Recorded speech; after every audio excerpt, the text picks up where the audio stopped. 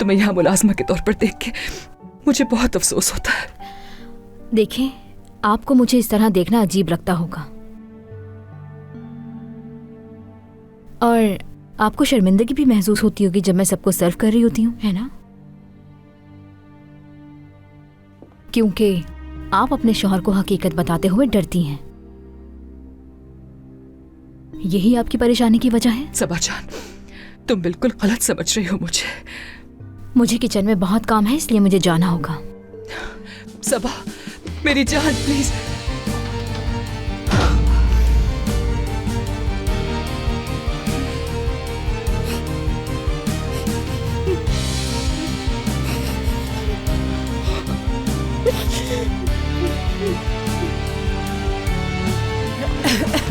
Good morning. Good morning.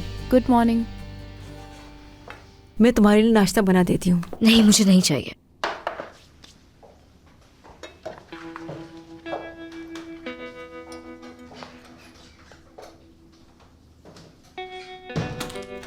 मुझे करीम से बात करनी है।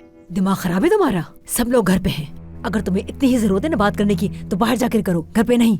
बिल्कुल नहीं अम्मी, मुझसे अब और इंतजार नहीं हो सकता। मुझे परेशानी हो रही है, करीम से बात करना जरूरी है। क्या तुमसे थोड़ा सब्र नहीं हो रहा? या तुम मुझे मरवाना चाहती हो? हाँ, देख लेना, तुम्हारी इन हरकतों की वजह से मेरी जान चली जाएगी। देख क्या रही हो? क्या है? चीख क्यों रही हो?